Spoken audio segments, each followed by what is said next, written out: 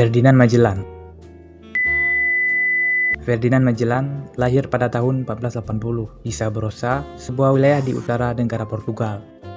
Ia telah mengabdi untuk kerajaan Portugis sejak muda, mengidolakan Columbus yang membuka pelayaran Eropa ke benua Amerika, dan ia pun berniat mengikuti jejak Columbus untuk menjadi seorang pelaut dan menjelajahi samudra. Tapi sebelum Magellan mulai berlayar, ia memiliki pesan untuk kalian semua.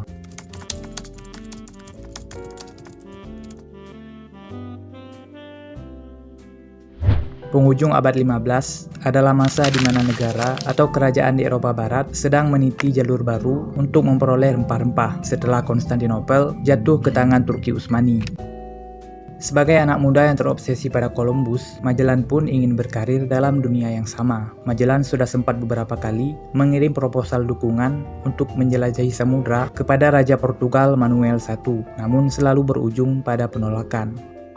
Manuel I merasa bahwa penjelajahan samudra adalah sesuatu yang sangat beresiko tinggi dan memakan biaya besar, padahal ia belum tentu memberikan hasil yang pasti. Lagi pula pada tahun 1497, Raja Manuel telah membiayai perjalanan Vasco da Gama, dan hingga saat itu, da Gama belum kembali dari perjalanannya.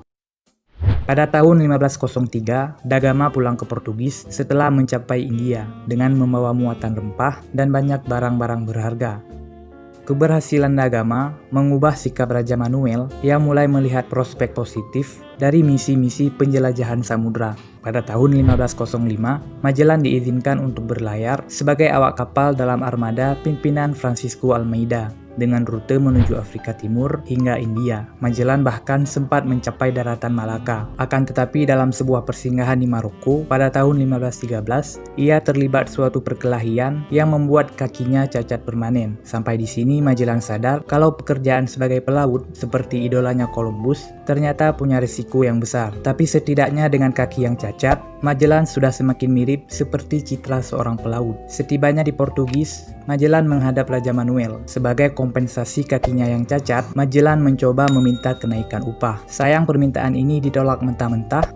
Magellan begitu kecewa dan galau karena merasa negaranya ternyata tidak menghargai dirinya. Dalam keterpurukannya, Magellan didatangi oleh salah seorang kawannya yang bernama João de Lisboa. Keduanya sama-sama berkecimpung dalam dunia pelayaran. Hanya saja, karir de Lisboa jauh lebih baik. Berbeda dengan Magellan yang saat itu hanya seorang awak kapal cacat yang tidak diperhitungkan oleh negara, Lisboa sudah menjadi navigator kenamaan yang telah berulang kali menjelajahi samudra. Lisboa memberitahu sebuah informasi penting bahwa masih ada jalan lain untuk sampai ke sumber rempah selain dengan mengitari benua Afrika, melainkan dengan mengitari benua Amerika dan berjalan terus melanjutkan rute yang telah ditemukan oleh Columbus. Meskipun jaraknya lebih jauh, rute ini jauh lebih aman dari potensi konflik dengan armada lain atau dengan penduduk di daerah yang disinggahi. Karena saat itu jalur Afrika hingga ke Samudra Hindia telah menjadi rute perdagangan utama yang begitu ramai dengan kapal. Selain karena alasan di atas, Magellan juga sangat termotivasi untuk menjajaki rute mengitari benua Amerika karena jika ia berhasil sampai ke timur lewat jalur ini,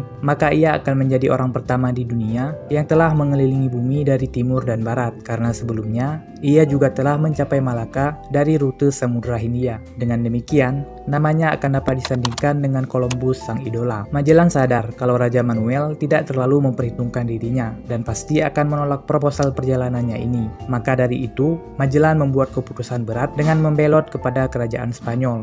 Ia menghadap Raja Charles I pada tahun 1516 dan ternyata gagasan perjalanannya disambut baik meski Magellan harus terima dicap sebagai pengkhianat oleh Portugis. 3 tahun kemudian, pada bulan September 1519, Magellan dipercaya untuk memimpin 5 kapal Spanyol yang membawa 237 awak kapal. Armada ini berangkat dari dermaga yang sama yang digunakan oleh Columbus ketika memulai perjalanannya pada tahun 1498. Armada ini berlayar ke Amerika Selatan, sempat singgah di Brazil dan Argentina, lalu mengitari ujung benua Amerika hingga tiba di lautan yang begitu tenang yang merupakan hamparan air laut paling luas di muka bumi yang kita kenal dengan Samudra Pasifik. Perjalanan ini jauh lebih menyulitkan dan memakan waktu lama dari perkiraan Magellan. Ketika memasuki perairan Samudra Pasifik pada November 1520, setelah berlayar selama 14 bulan, Magellan telah kehilangan 2 dari 5 kapal yang ia bawa. 1 tenggelam, dan satunya lagi berbalik ke Spanyol setelah sempat terjadi konflik dan pertikaian antar awak kapal. Tantangan terberat datang ketika mereka melintasi Samudra Pasifik. Hembusan angin yang kencang membuat kapal-kapal mereka terombang-ambing sangat lama di wilayah perairan Pasifik hingga persediaan makanan mereka habis. Mereka harus memakan sisa remah roti yang sudah membusuk dan dipenuhi oleh kotoran tikus. Bahkan, mereka terpaksa membuka tali pengikat kayu kapal yang terbuat dari kulit sapi yang sudah kering dan telah mengeras. Kulit sapi ini lalu direbus agar lunak dan dapat dimakan. Saat ada awak kapal yang berhasil menangkap seekor tikus hidup atau bangkai tikus, maka itu akan menjadi rebutan awak kapal. 1 ekor tikus bahkan dihargai setengah keping emas. Pada tanggal 6 Maret 1521, rombongan ini tiba di Kepulauan Marina yang terletak di antara Hawaii dan Filipina. 19 awak kapal tewas akibat kelaparan. Rombongan yang masih tersisa tiba di wilayah Kepulauan Filipina pada 17 Maret 1521. Sampai di sini, Magellan masih melakukan persiapan untuk melanjutkan perjalanan ke barat atau menuju Kepulauan Maluku. Tetapi rombongan Magellan sempat terlibat konflik dengan penduduk lokal di Pulau Mactan. Magellan dengan 100 awak kapal yang tersisa awalnya cukup percaya diri melawan 1.500 pasukan pribumi. Namun ternyata keunggulan senjata yang mereka miliki tidak dapat membuat mereka menang. Hanya 18 orang yang berhasil selamat dari peperangan ini. Adapun sisanya, termasuk Magellan sendiri, tewas di tangan pribumi Filipina. Sisa rombongan yang selamat di bawah pimpinan Sebastian de Elcano akhirnya berhasil mencapai Kepulauan Maluku. Mereka bahkan terus berlayar ke timur melewati Samudra Hindia hingga tiba di Tanjung Harapan ujung benua Afrika dan berhasil tiba di Spanyol pada tahun 1522. Pada akhirnya 18 awak kapal dengan 1 kapal yang tersisa berhasil mengelilingi dunia. Sayangnya, Magellan tidak pernah sempat merayakannya. Penemuan rute Spanyol ke Nusantara dari jalur Samudra Pasifik membuka pintu penjajahan Spanyol di Nusantara. Setelah 10 tahun sebelumnya, dari jalur yang berbeda, Portugis berhasil menaklukkan Bandar Malaka. Catatan perjalanan Magellan dapat diketahui berkat asistennya, Antonio Pigafetta, yang bertugas menulis jurnal pelayaran dan menjadi salah satu dari 18 awak yang selamat pulang ke Spanyol. Sebelum tewas, Magellan sempat menulis sebuah pesan.